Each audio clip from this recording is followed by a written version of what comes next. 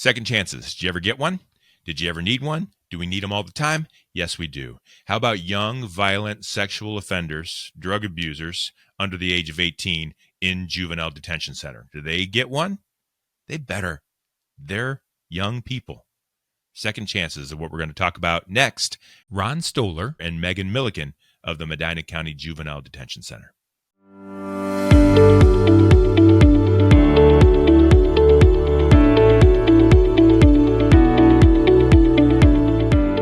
The heat is on. Let's get cooking. This is Purpose Under Pressure, sharing stories of why we're here, what we're doing here, why we're trying to get accomplished, what we're trying to get accomplished, and the struggles that come about that try to throw us off course. If you like this show enough to come back and listen every so often, can you do me a favor? Maybe hit that follow button, subscribe, maybe tell a friend, leave a review, anything that can let other people know that we're here too, because that's what this is all about, is helping everyone else as well. So thank you for doing that. Purpose Under Pressure is brought to you in partnership with Sandler by the Ruby Group, serving sales professionals nationwide from their Akron and Columbus, Ohio, and Jacksonville, Florida locations. If you run an organization that relies on sales, and who doesn't, if you're in business, then you need to do it right. You need to do it on purpose, and you need to do it with something that says something about your character. That's what Sandler by the Ruby Group does. Check them out online at therubygroup.sandler.com. I am thrilled to welcome to our show today our guests who are going to talk a little bit about their purpose, but also other purpose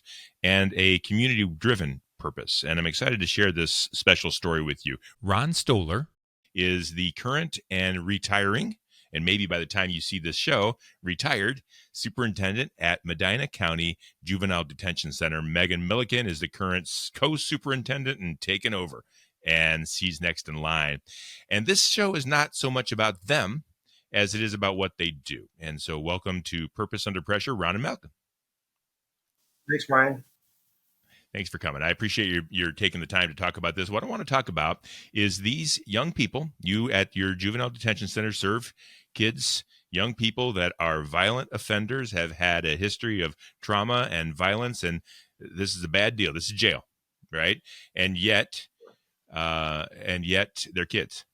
And I believe God doesn't make junk. And so these kids have something to offer. And so where do we find the fine line?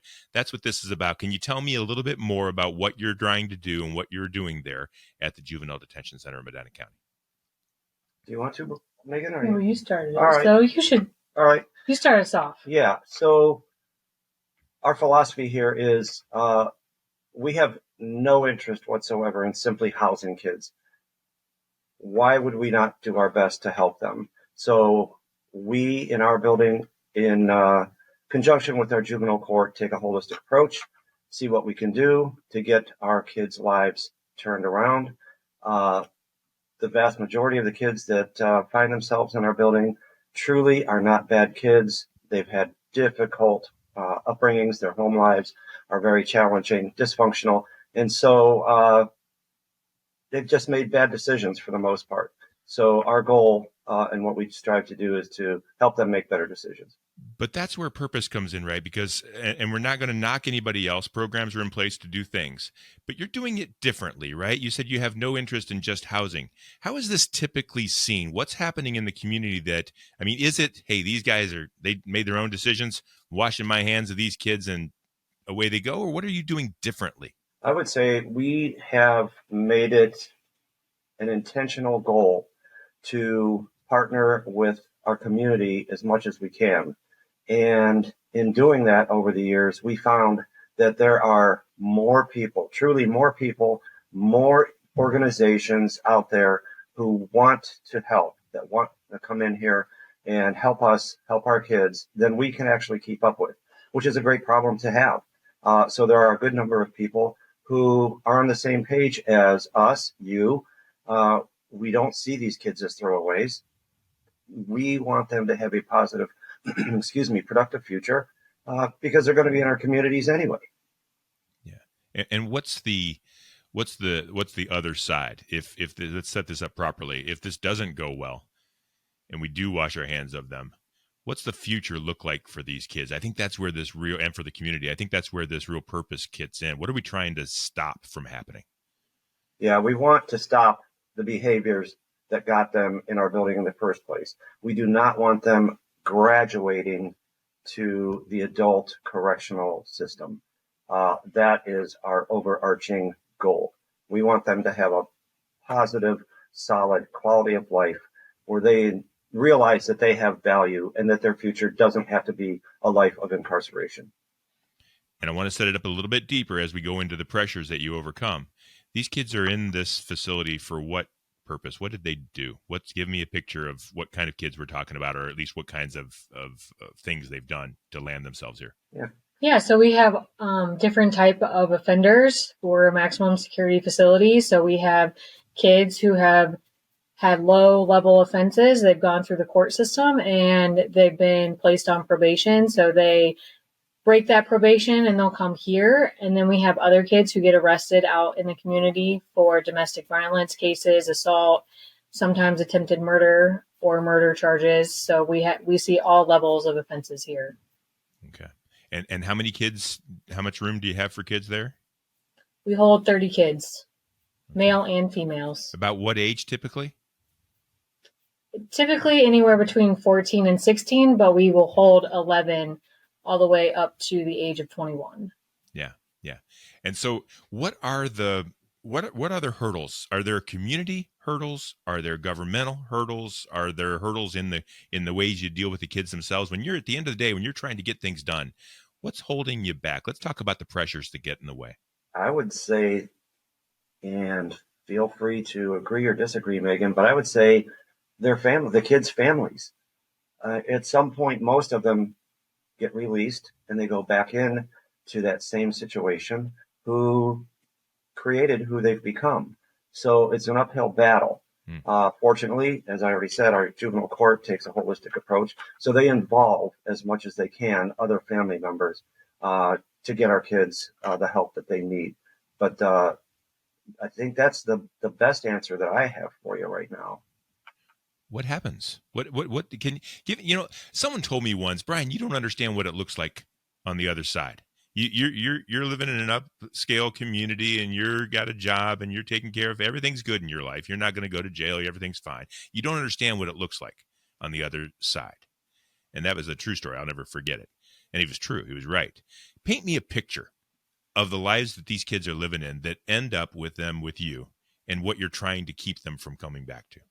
I think we have a wide variety of kids here. We have our 10% of kids who have supportive families and their parents want them to also be on the right track. We have that. And then we have the other 90% of our kids whose parents are more interested in themselves than their kids, or they don't have the means to help their kids in the way they probably need to be helped. So at times we have kids who have had traumatic childhood, something most of us would never experience in our lives. And when I say that, I mean they've been sexually assaulted in some way, shape, or form by a family member, somebody that's not a family member, and they have a lot of trauma in their life. And then their family doesn't help in that way. And so they just start down a path of bad choices that then ends up here. And they're angry. Angry. A lot of them turn to drugs and alcohol to cope. You used the word affluent a minute or two ago, and that reminded me of a gentleman who is on our advisory committee who would tell you he lives in an affluent area of Medina County.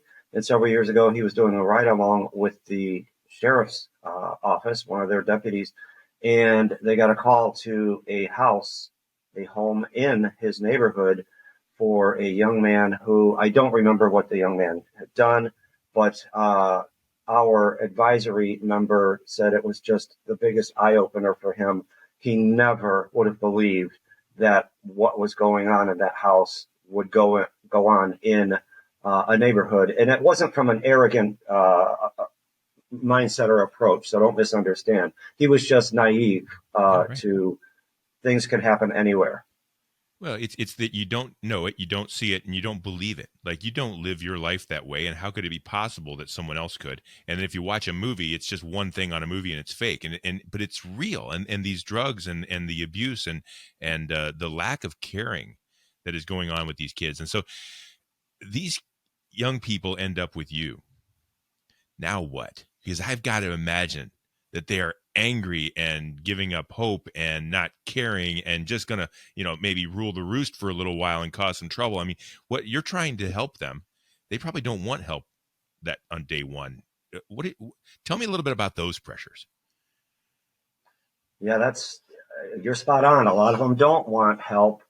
So part of our job is to give them hope. And we've got other individuals here. We've got a couple of mental health clinicians that help our staff with that. I just met a week ago today with a young lady who had been in our building a handful of times several years ago. She's now around 25 years old, lives out of state, but she contacted me and said she was going to be in Medina for one day, and she wanted to know if she could meet with me. And so I met with her, and I asked her, and I'm not bringing this up because I want any credit. It's just an example of trying to give kids hope. I asked her what it was that sparked her to get her life turned around. And she said, you, and she pointed at me. She said, you were the first person to tell me that you believed in me. See? Wow. Okay. I'll take it. Yeah. I don't know. And that's one, right? That's one out of how many. You have to keep going. Megan, is it sometimes hard to kind of swing your feet out of bed and put them on the floor and go to work every morning, knowing that not every situation is going to be just like the one Ron just explained? It can be very difficult at times because sometimes you feel like you are talking till you're blue in the face. Yeah. Just kind of trying to encourage them to make better choices and that this is not the end. Your future is ahead of you. This is just a small snippet in time. And if you start to make those right choices now or better positive choices, your life can look much different. It's hard to get them to see that because most teenagers just see, 5 feet in front of their face. So it can be difficult, but when you hear the rewarding stories or a kid shows up in our front lobby who had been here 2 years prior and says, "You're my family," that touches deep in your soul. So that keeps you going, I think. Yeah. I want to kind of go back to something you said, Ron, about we're not it's not just daycare or housing, I think you mentioned. Because you and I talked a long time ago, it feels like a long time ago, a couple of years ago, about the idea that this is kind of a revolutionary program or an innovative program. Not every juvenile detention facility in the state or the country is doing this. In fact, it's rare. And that many, if not juvenile, but also even adult detention facilities, that kind of place, it's just, look, here's your bar. Look at your bar. We'll bring you food 3 times a day, and you've made your choices. That's the way it is most of the time. And yet these are kids. And if I'm wrong, you let me know. But I have this feeling that you guys are doing something different here. I don't understand how you give up on these kids. And I don't understand sometimes how you guys are able to keep going when the kids give up on you. Yeah. Okay. Wow. It's a lot to unravel, Brian. Yeah. I don't I want think I got up on my soapbox there a little bit. I think I'm most interested in why you're different and why isn't everyone doing it like you? Okay, so I don't want to say that other facilities don't care because we know they do. Megan and I know many around the state of Ohio for sure. We've had some comments about what we do, because we do a lot. We feel, and we've been asked, but isn't that a lot of work? Doesn't that take a lot of time? The answer is yes. Yes. And it seems that others maybe just aren't there, at least not yet, where they want to spend the amount of time and effort that we do here. And I don't want that to come across as we're all that. We're not. We just don't know any better, and we care.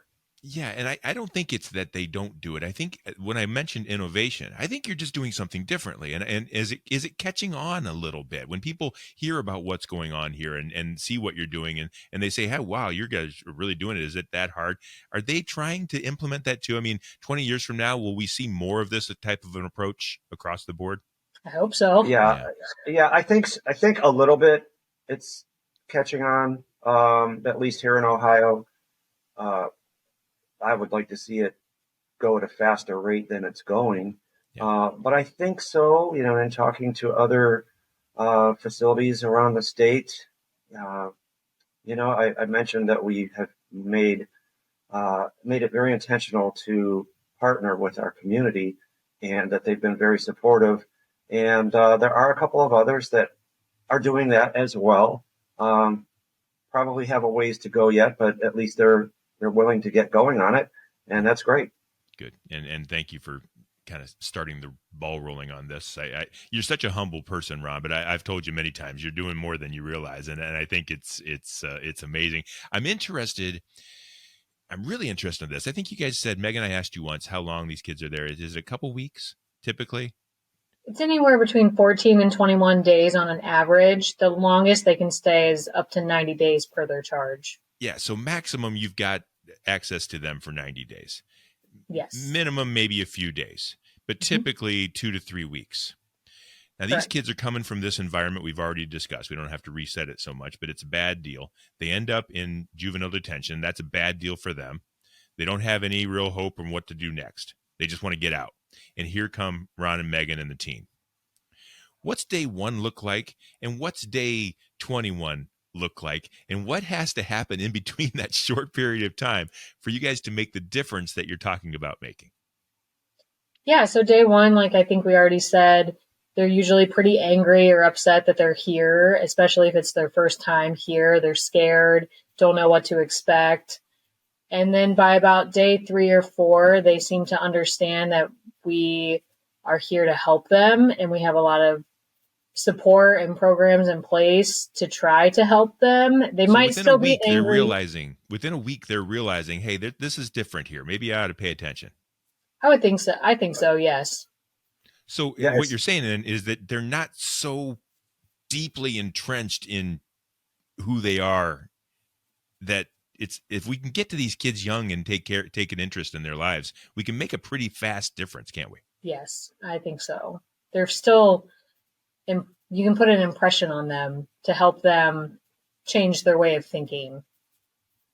I have a stack of cards and letters from kids who have spent time with us that they mail in and say thank you. I've got art here in my office that kids have painted as thank yous for just, again, encouraging them, listening to them. Um, we've had kids stop in the past just to visit and thank us, or call in, just out of the blue, seemingly wanting to know if a particular officer is here or a particular other staff member, just to say thanks. So that's great. One of the biggest problems we have as managers and leaders is sometimes we're not focusing on leading and we end up doing it for our sales team. How do we coach our people to help them figure out what self-limiting belief that they have that's holding them back from achieving the levels of success that they know they're capable of? Help them flush out what we call their own head trash, that thing that's holding them back. So work with your team, lead by example, watch your team achieve greater levels of success, and watch your team grow, and more importantly, watch your company and your business grow.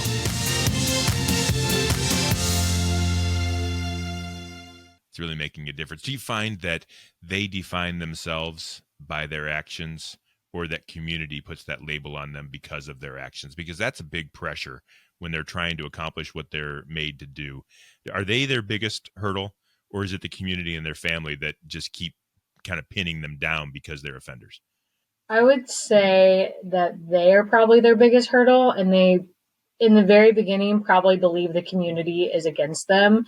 But I think because we have so many volunteers who from the community who want to come in and do presentations and help them, they realize that the community is not against them and they want to help them. See, isn't that amazing? I mean, at this young age, if you think about it, like with a baby, babies know nothing, and every day is a brand new life to them. Their whole life is one day long, and then it's two, and then it's three. And here I am, and Ron, we're older a little bit. I'm not sure which one of us is older, but let's assume we're both in our mid-50s. Every day isn't that big a deal. We've already entrenched it. But these are young kids, and second chances, if we will give them, can make a big difference at this stage of their lives, can it? Oh, we believe so. Yeah. I think we talked. We believe in second chances and third chances and fourth chances. Yeah, because they deserve it. These young guys deserve, young guys and girls, they deserve these shots. Their lives aren't over yet. Right. Yeah, I would, if I had been in some of the situations that our kids have grown up in, I would want someone to give me multiple chances. Yeah. I would want someone to put effort into me. Yeah. And someone did along the way, and you're doing it now. And that leads me to my next question. Your team. I know you're always trying to hire corrections officers and people to come in and be a part of what you're doing, yet you're doing something that requires a lot of caring and a lot of attention to each. You're not just slamming doors and enforcing things. It requires a certain type of person. How do you generate buy-in from your team to do this very difficult hard job? What's it like to be like a corrections officer that is working with these kids on a daily basis? Do you want to try that? Do I want to try that? I think that it's not easy, is it? It's not, no. Because I have been a corrections officer, and I've seen one way of trying to do the job every day, and it can be difficult because the kids like to backtalk or think that they know more than you do. That can be difficult on a day-to-day basis, but at the end of the day, I think you realize that they're teenagers who don't have the support that you did as a kid. Mm-hmm. And a lot of people, I think, could end up on the same path as some of these kids, but they had somebody stand up and support them in a way that these kids don't have that support. Yeah. So what kind of qualities does someone need to have if they're coming to work for you? What do they need to know about this job? Like, what are you looking for, and how do you build that team? Well, I think in the correctional setting, you're looking for somebody who doesn't mind a routine, because we do the same thing kind of every day, just with different kids. Somebody who can wear multiple hats at a time, because at times you're an authority figure. Other times you're just there to listen and let the kids be heard. But you're also an enforcer. You're enforcing rules, but you're also trying to encourage them at the same time. So it's definitely a fine line. It's not for everybody. You're really looking for special people who want to make a difference in a kid's life, but knows that at times it's going to be hard and it's going to be rough. You're dealing with some kids with a lot of traumatic past in their lives. We're looking for positive role models for sure. Yeah. And I think that's a pressure, isn't it? It's a pressure against your purpose, where you've got room to take care of kids, but if you're not staffed, I mean, this is happening all over the nation. It's hard to staff up. It's hard to get people enough. You guys are having trouble. I think we were talking about having enough people to be able to serve enough kids. And so that is a pressure. So you are hiring, in case anyone's listening or knows somebody that's interested in this kind of work, they would go to your website or to apply. Would that be right? Yes. Yep. Okay. And you would just talk to them and see if it's a fit. And so that's good. I'm interested in this last question before we wrap up. I don't know if you know, my wife is a social worker, and she works with these kids. She wouldn't like me to say she's a social worker. It's a different title, but anyway, it's enough for now. She works with these younger kids. They're, third grade, second grade. And anyway, it feels like things are getting worse. Now, I know that's a negative way to look at life, but it feels like the problems are getting stronger. The issues are the drugs are getting harder. The abuse is getting harder. It's like, it feels like, and there's more of it. At least it feels that way to me. Are you seeing that too? And if so, what's the future look like, and what's next on the horizon? What are you going to have to overcome to be able to continue to address these needs that you're trying to address? I think that's an accurate assessment, that things are getting worse. I mean, I've been here for 18 years, and I have seen an increase in the severity of crimes that the kids are committing, as well as them starting at younger and younger ages, which of course is terribly sad. Who wants that? Hopefully no one. Uh, the I don't know that we have the answer. Uh, I would tell you this. A few years ago, our government did a 10-year, approximately $10 million study on what is the biggest challenge that teens face today. They could have saved 10 years and $10 million if they'd asked anyone in the juvenile justice system, because they found out what we already know. It was the breakdown of the family. Number one, far ahead of anything else that the kids, of the challenges that our kids face these days. So I think it comes down to what we were already talking about here. And Megan mentioned it, and maybe you did too earlier, Brian. A lot of kids that come in here look at us as their family, which is fine. We'll take it. And they've told us that. I had one of our kids 2 weeks ago tell me that. She intentionally violated her probation to come in here over Thanksgiving because she said it was better to be here than her home life. Now, I don't know if that's true or not, but certainly that's the way she felt. But she knew and knows that we actually care about our kids. So maybe that's too long of an answer to say we want people who work here who actually truly do care about the kids and their futures, that it's not just a job. This should not be a paycheck-based job. Not that probably any should, but certainly not something like this. No, it's way too important. It has too much care and mission and passion involved, right, to make a difference. Yeah. When you guys don't get it done, these kids are the bad sides on the other. So, hey, Ron, real quick, you're leaving, you're retiring. Congratulations for everything that you've accomplished in all of your different facets of life. And I know that's many, and we've talked about that in different ways before. What will you remember most? What are you most proud of? And what do you hope people think about the work that you did over your career at the Juvenile Detention Center and in other ways? Okay. I think what I'll miss most is two things, and they're probably tied for first place. So one is, and I just mentioned this, I think yesterday, I will miss meeting and getting to know a lot of the kids that come through our building, because so many of them are actually so cool, so intelligent, some of them wise beyond their years, but again, poor home lives. And secondly, I think the level of quality of the people I've gotten to work with, not only here, but at my previous career at the police department, as a police officer, and getting to help people. It's kind of corny, but I've always remembered this, especially when you go into law enforcement, which was what I did before coming here. I was asked, why do you want to be a police officer? And that's a common question to most any police applicant. And almost all of the applicants say, I want to help people. And I think by and large, that's pretty much true. I think most do. For me, I loved helping people, still do. I used to be pretty much adults. My last 18 years, it's been pretty much kids. So I've had a good balance, I think, of that. And it's been very rewarding. You know, I'll give you this, Ron. I've done this episode now, so that's a lifetime that you've learned that people want to help people. I've done this show 40 some times. And when I ask people what their purpose is, it's every time. I mean, every time. If you go back to all the episodes, I just want to help people. I want to make a difference in people's lives. I want to do something good, right? And I try to pin a little bit deeper, because I think that I've learned now that's everyone's. That might just be it. Like, what's the meaning of life? That might just be it. I want to help people.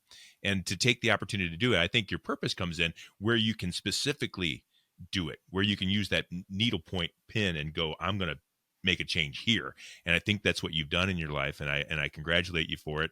And I wish you amazing things moving forward. Megan, you're next. You going to do just as well? Any pressure there? There is. I mean, he knocked the door wide open, so he made it a little bit easier for me, I think. But I look forward to carrying on the legacy that he's already started here and being able to continue making a change in these kids' lives and hopefully inspiring them to want to do better and be productive. So I think we mentioned this before. I can't remember if we did, so let's do it again. If someone wanted to work with you, join the team, maybe volunteer, maybe be a part of in some way, some organization, whatever, how would they reach out to you and get in touch with you and knock around a couple of ideas? yeah, they could go to our website if they wanted to apply for a job, or they can call into the facility, and we're 24/7, so somebody will direct them in the right direction. Tremendous. That's Ron Stollar and Megan Millikin at the Medina County Juvenile Detention Center. I want to say this. I don't think I wear my heart on my sleeve a little bit sometimes, and I don't think it's any surprise to anybody that I have a special passion for young people. I've served on school boards and I've worked in career education, and I think that's where it's at. I think us old folks missed it somewhere along the way every time, no matter what. And it's for the young people to come up and take over. And I just really love it when that happens well. And I just thank you from the bottom of my heart, and you and everyone else that does what you do in this way, because these kids do matter, and it does make a difference what you do. And it's just amazing that you're able to impact those lives in that way. So congratulations and thank you. Thank you. Thank you. We're glad we are able to do what we do. Thanks. Ron Stollar, Megan Millikin, the Medina County Juvenile Detention Center. And man, they are making a difference there and changing lives one step at a time. It is not easy. It is hard. That is purpose under pressure. But thank God they're getting it done. And I appreciate them being a guest on Purpose Under Pressure. It's brought to you by Sandler by the Ruby Group. Sellers are under pressure to perform, and Sandler helps you to succeed on purpose. So check them out at Sandler. What is it again? The rubygroup.sandler.com. I've got it memorized. You'll find all past episodes of Purpose Under Pressure at brianmediastrategies.com/podcast and wherever you stream your podcasts. We do this every week, and we'll see you next time on Purpose